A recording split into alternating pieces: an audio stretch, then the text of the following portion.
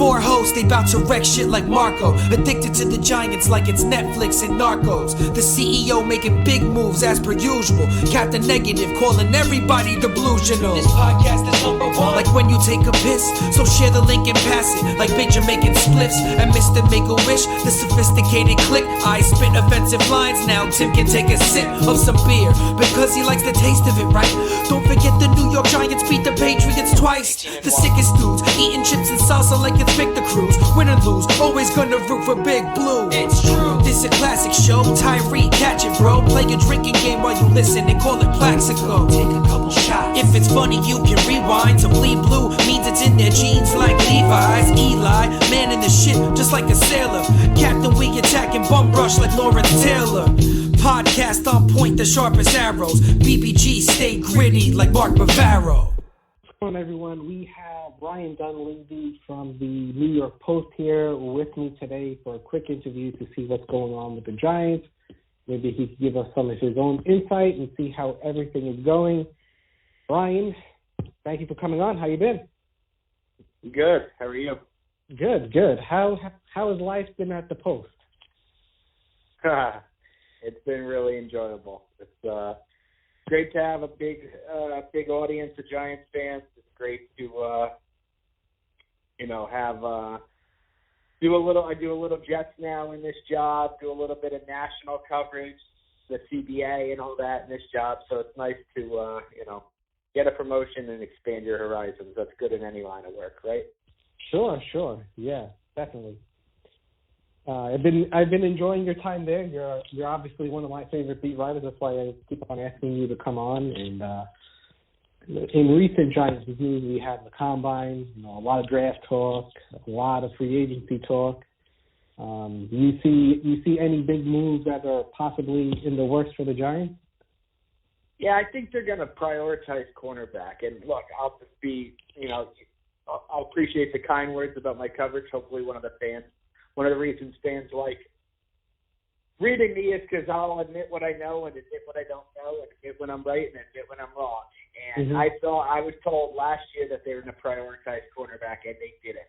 I mean, whether it was bad information or they got priced out of the market, they did not. They actually ignored it woefully. So it was one of the main reasons the team was so bad last year, really, is because they had ignored it so much in free agency, and then they just counted on the draft, and it just was a disaster. So I'm told they'll prioritize it again, this time by somebody different than last year. Now, what does that mean? They might be priced out of Byron Jones, but could they get James Bradbury? Could they get Logan Ryan? I'm told the Giants will be shopping free agent cornerbacks, more so than pass rushers. More so than offensive tackles, that they're going to be shopping for cornerbacks because they know that Valentine, Baker, Love, Beal, they can't just throw another rookie in there and expect, no matter how talented Jeff Okudah is, they can't just throw another rookie starter in there. They need somebody with some experience. Not even necessarily the lead, because Joe Judge made such a big deal out of assigning players who are leaders. Just somebody with some experience. I'm not talking about being a leader for the group. I'm just talking about somebody who's been there, done that, and has seen this coverage and that coverage and this move and that move. And I think that's really where they know they need to get receiver there and his corner there, and then they can address some of their other needs in the draft. Right. Regarding last year, when they said they were going to prioritize cornerback, that they were speaking in free agency or they were speaking in the draft? No, in free agency. I believe last year I read that they were going to, I think the guy that I heard they were going to go after was Pierre Desir, who ended up being a Colts free agent and resigning with the Colts. I had heard he was a guy they were very interested in and ended up going back to the Colts. I had heard last year they were going to do it in free agency. Look, last year the Giants didn't do much in free agency. You're talking about Marcus Golden on the cheap, Antoine Bethea on the cheap. The Giants, by most standards, set out free agency last year, especially when you compare it to 2 years ago when they, bang, bang, bang, Nate Solder, Patrick Omame, Kareem Martin the first 2 days of free agency. Giants pretty much set it out last year. So I'll be very interested to see where they go. They have so much cap, $75 million and growing of cap space. So they'll make some big splashy hires. Signings. I just think it'll probably be starting at corner. Do you see them jettisoning any of their players off? I've seen some rumors circulate about Evan Ingram, that they are possibly trying to trade him for some sort of package. Yeah, you can't get anything for Evan Ingram right now. He's still in a walking boot. He haven't picked up his 5th-year option, which would actually make him more desirable to another team if, when you trade him and the other team is getting a year and a half of control, not just a half a year of control. They have until May to do that. I think that's kind of a no-brainer, even with his injury past. Could I see Evan Ingram getting traded? Yeah, but probably more in the October area if the team is, out of it again than I do in May when his value will be depressed by injuries. And I don't think they should trade him, to be honest. I mean, I just don't think there's that many playmakers on the Giants right now, and Evan Ingram is one of them. I mean, you're talking about a team that only has, 3-4 guys maybe less, who other teams worry about.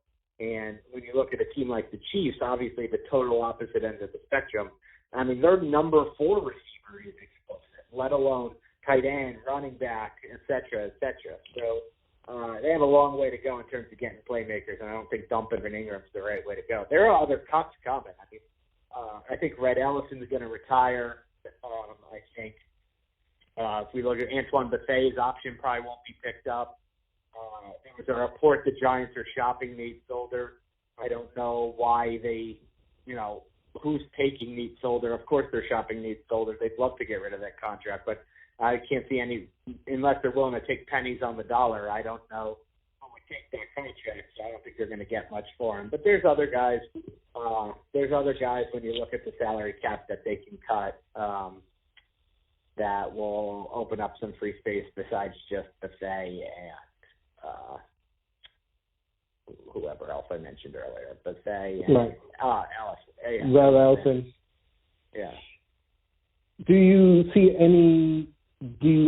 the Giants possibly pushing to try to get Unique on the roster or no? Look, here's where the Leonard Williams trade screwed the Giants, right? I've been killing this trade since the day it was made.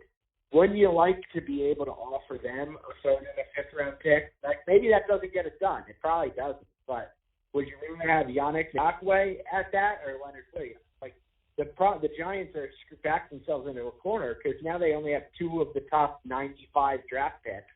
They have so many holes.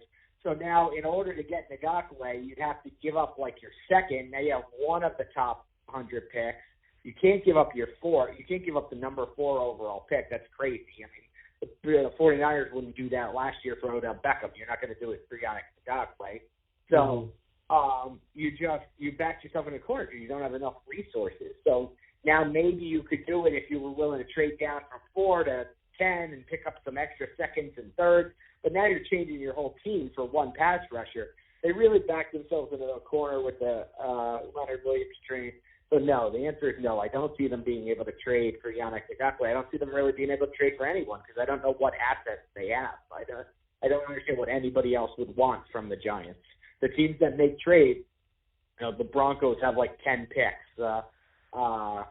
Jaguars have 10 picks. The Giants have 7 picks or whatever, and then 3 7th rounders, which basically no one even wants. Yeah, no, that trade was puzzling to me why we were giving away pieces instead of adding extra draft picking capital. Yeah, it didn't make any sense at the time. Doesn't make any sense now when you're 2-6 or whatever they were. You don't add pieces, especially guys who are entering the agency with no promise of re-signing them. Gentleman knows he's going to get a lot of heat for it. So they could franchise tag him, but really this is a great debate, and I'd love to hear your opinion. If you're the Giants, what's a bigger disaster? Re-signing an underachieving player or letting him go and getting nothing in return? If you re-sign him, at least you don't have the public relations disaster that you traded 2 draft picks for a guy who walked out the door. Right. But at the same time, if you resign him, are you just compounding a mistake? One of the reasons the Giants are in this position is because they kept compounding mistakes. They never knew when to cut bait. All right, Eric Flowers stinks at left tackle. We're going to make him a right tackle. No, just cut him. He stinks. So they just kept compounding mistakes. Eli Manning struggled. We're going to bring him back. Eli Manning struggled. We're going to bring him back. They just never seem to know the right time. And now could they compound a Leonard Williams mistake and say, we don't want to look foolish for giving up these 2 draft picks, so let's give him whatever it is, 3 years and $45 million, and then you're going to regret that down the line. So it's you got to kind of know when to bite the bullet, so to speak. So I think they shouldn't compound it. Just let him walk. You recoup the other pick. I don't know. It was. You don't. Well, remember, you don't recoup it. You still gave up 2 draft picks. But it switches from a third to a it switches from a fourth to a fifth. Yeah, I don't know how big a difference that is. Like, it switches from a fourth to the problem is you gave up this year's third. That's the problem. Because next year you could be better. It could be a round pick, a fourth and a fifth, not a third. I mean, a third is a premium pick. A third is a guy you want to be a starter, but in the Giants' case, it usually ends up being a guy who's 3 years and out of the NFL. Yeah, I don't know. It seems like he wouldn't do that because he's on the hot. It seems like he's on the hot seat. It seems like that's like an admitted mistake. He's already said that he thought he was going to get fired up to like 2 weeks prior to them announcing Shem was going. And that's another problem they made is now they have a GM and a head coach on different cycles, which has been a disaster for the Jets, a disaster for other teams. Because now if you go 5-11 again, you got to fire your GM and then hire a new GM who's okay with not hiring his own coach. So that's already going to take out all the top GM candidates because they're going to want to hire their own coach. They're not going to want to have Joe Judge forced on them, especially if he was unimpressive as a coach in his first season. So now you're out of whack there. It's just, again, I get it. I get why, they wanted to keep Gettleman. He's part of the family. He drafted the quarterback. But to me, it was, you should have kept Shermer and Gettleman, or you should have let them both go. And now they're kind of hoping they can go 8-8 and show progress, and they don't have to fire Gettleman at the end of the year. Right. What are your thoughts so far about Joe Judge and how that's coming along? Look, here's what I think. He has much more personality than most Patriots assistants, right? Like, fans despise Derek Mangini. Players, media despised him. He didn't do himself any favors. It probably actually cost him. I think he got fired off like a 9-7 season, which is almost unheard of for the Jets or Giants at this point. So I think he has much more personality than Matt Patricia. He has much more personality than most Belichick assistants. But this thing where he's not naming any players or talking about any players is a little Belichickian. It seems a little like, it reminds me of like your high school basketball coach where like all seniors and freshmen are on even footing and it's everybody starts from scratch here, and I'm going to take away your uniforms if you don't hustle hard. Like, I don't know that works with millionaire athletes. Like, Wayne Gallman, Buck Allen, whoever, isn't going to come in and be like, all right, Joe Judge hasn't said Saquon's name, so I'm on even footing. I can to win the Giants starting job. No. Right. You're not, everybody knows Saquon's your starting running back. Daniel Jones is your quarterback. And it just sounds foolish, actually, the idea that Alex Tanney thinks he can beat out Daniel Jones. If Alex Tanney beats out Daniel Jones, you got bigger problems than him not saying Daniel Jones. Right. Yeah, of course I've listened to like multiple Joe Judge interviews and everything like that, and it seems like the same catchphrases are coming out. And I went back to listen to Ben McAdoo's press conference, and they were almost step in step with the same sort of like repetitive catchphrases and just like football cliches. Yeah, so I like Judge.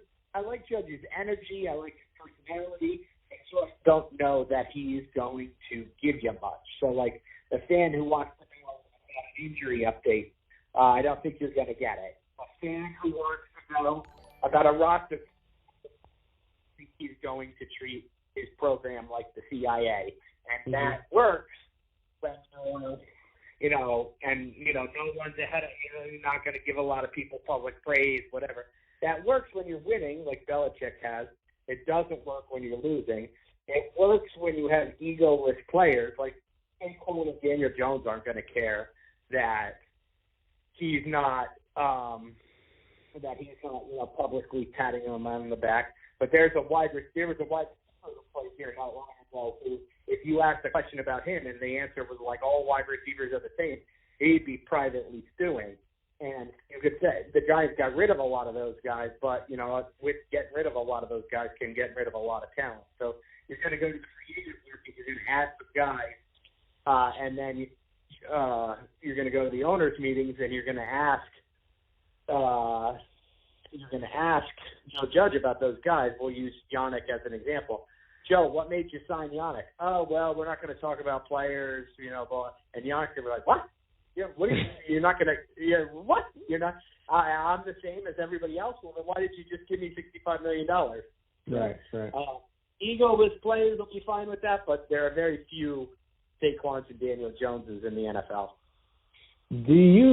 What are your thoughts on Joe Judge and his call for personnel? Do you think he's going to have a bigger say than what people are thinking? It's hard for me to know exactly what people are thinking, but yes, I do think he'll have a big say in personnel. I mean, he was the one who got up there at the combine and said, we're open for business, we'll consider any trade. He wasn't, he didn't pass the buck and say that's a better question for Dave or, some sort of non-answer, that's, above my pay grade kind of thing. No, he stood right there and said, we're open for business. And then Gettleman followed into the podium and just kind of repeated all of Judge's messages, which I think shows you who's wielding the power right now. And I think that's true. Does that mean he's stamping trade approvals? No, I still think that's Gettleman and the front office. But Judge certainly has more. They always wanted to present this picture that Shermer and Gettleman work closely together on all decisions. I think Shermer had input, but let's just say Judge has far more input than Shermer did. It might still be Gettleman's call, but it is not.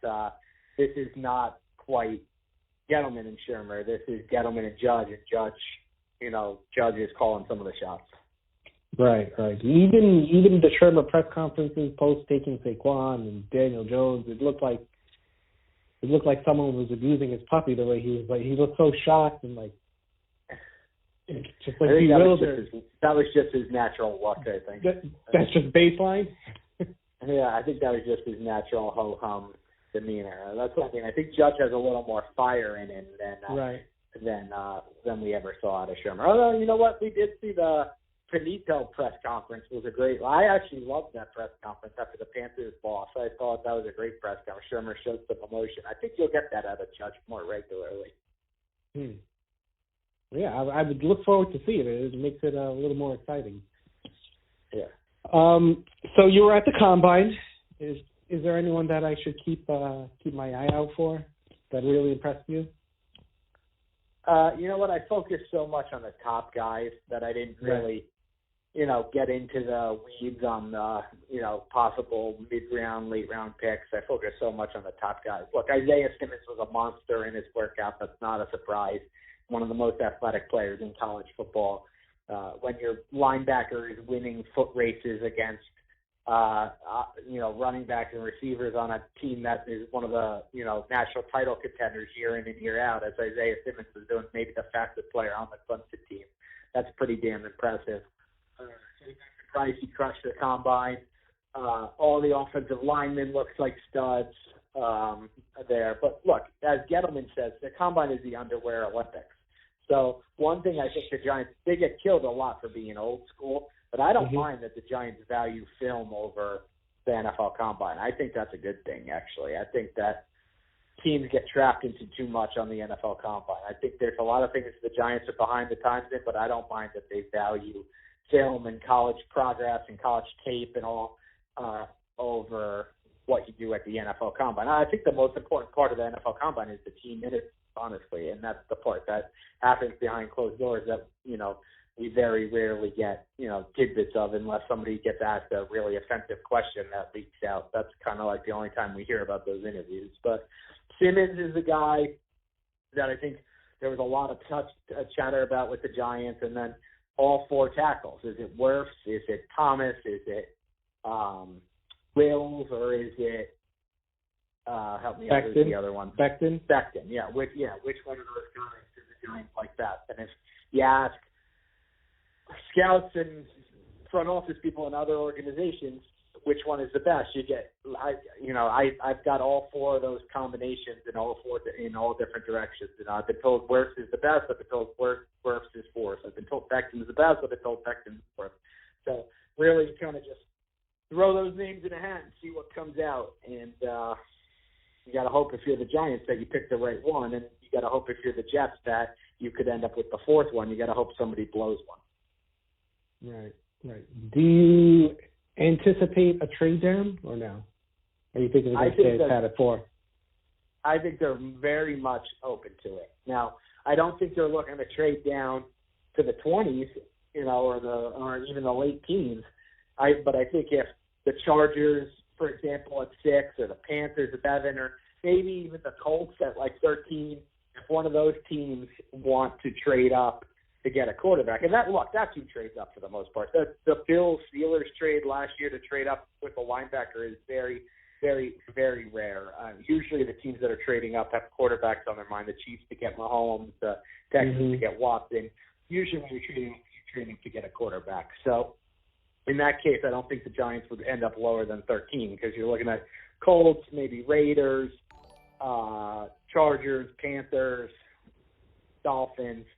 So, yes, I think the Giants are much more open to it than in years past. And if you ask me right now what I think will happen, that's what I think will happen. I think the Giants will end up making a trade. But a lot of it depends on the Lions. A lot of it depends on if the Lions are going to make a pick or if they're going to trade. Because if they trade, then somebody's coming up to take Tua. So then the Giants will have Okudah, Simmons, all the tackles on the board there.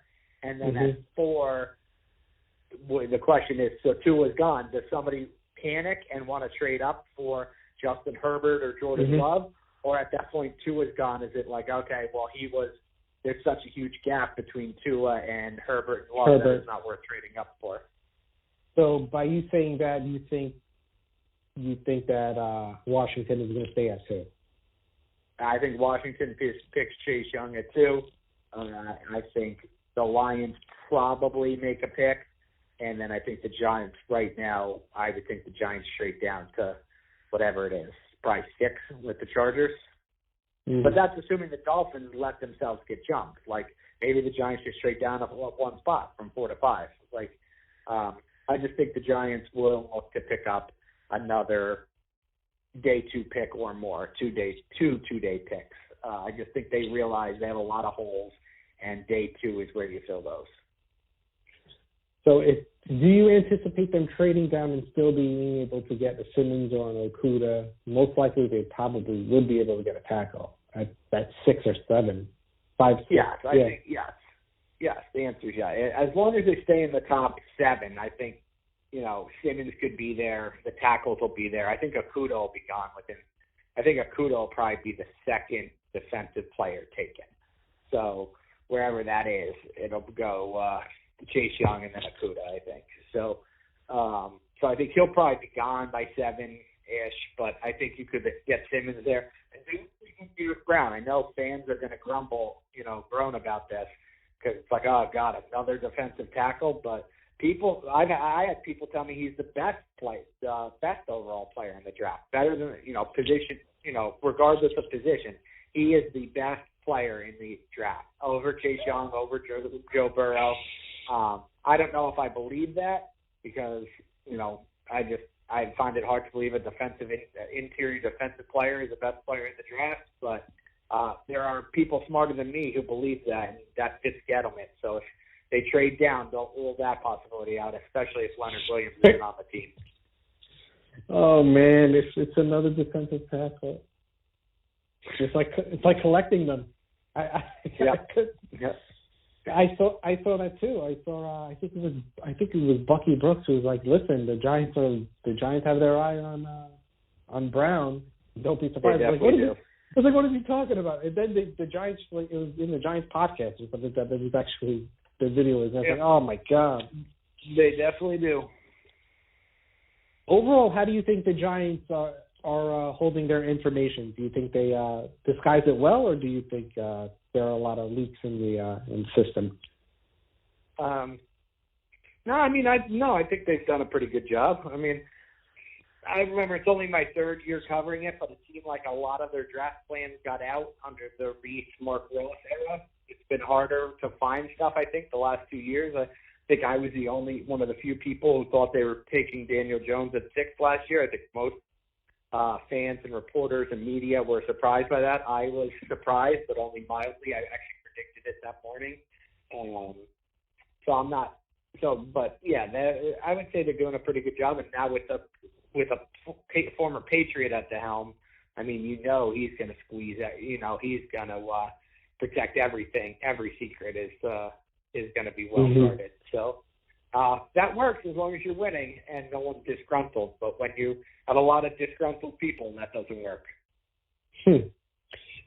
So when there's a change of regime, do you have to like now search for new contacts and find your way in? Correct? I mean, it depends. I mean, it depends if your old contacts are there or not. Still, it depends. Not everybody leaves in a coaching regime change. Right. Yeah. There's a lot of things up in the air, and I don't. They can go multiple ways, and I'm not sure how they're actually going to do it. It seems like a lot of the talk is just talk, and it's not really an actual plan at this moment. Yeah, I mean, look, I think you know a much better job of that. A much better idea of what the Giants are going to be going towards the draft after the first 3 or 4 days of free agency. Are they big spenders? If they sign a cornerback, then you'll know they're not really in on Akuda. If they sign Jack Conklin, you'll know they're really not trying to get one of those left tackles. I don't think they'll be able to hide their cards after free agency because they have so many needs. It's not like they can double up. It's not like they can sign Logan Ryan and draft Akuda because then you just use two of your main resources on the same position. One of the problems the Giants had last year, and, Mike Francesa was screaming about this all year, and he was absolutely right, is that the Giants, you don't only have so many assets in the NFL, especially when you're a bad team. And the Giants used 2 of them last year on the same position, and it was a disaster. They used the number 6 pick on a quarterback, and they spent $23 million on Eli Manning. So either you have Eli Manning and you draft Josh Allen, and now the Giants have, a veteran quarterback with a better pass rusher, or you draft Daniel Jones and you cut Eli Manning and you have $23 million to spend in free agency on Zadarius Smith or Preston Smith or whoever.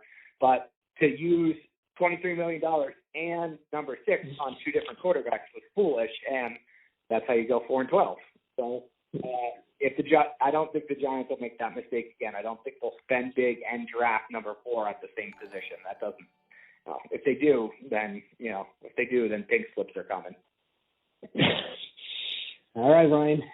Thank you for jumping in and giving me your insight. Do you have anything you want to follow up with? Any final thoughts? No. I mean, obviously the Post will have tons of draft coverage, tons of free agent coverage, working on our previews and our position stuff all, right now. I just pumped out 10 things I heard on the Post. It was in, I think, yesterday's paper. I just posted out 10 kind of rumors that I heard during the Combine. I posted that yesterday, a bunch of different things. But, yeah, I mean, it's going to take some twists and some turns, and I think we'll meet the assistant coaches pretty soon, so you'll see a lot of information coming out on the assistant coaches. I think the Giants are planning to have us meet them sometime later this month. So that'll be interesting. It's an interesting coaching staff. A lot of college ties, a lot of former head coaches. Jason Garrett. It's an interesting coaching staff they put together. Patrick Graham obviously has a lot to prove. So be an interesting time for the Giants. They made a lot of changes, but look, it was a time where a lot of changes are needed. So yeah, I know, and maybe we'll get you back on, hopefully, if you're agreeable to when after free agency, maybe after the draft or something along that line. All right. Sounds good. I'm always around. All right. Thanks a lot. And I'll talk to you later. I see.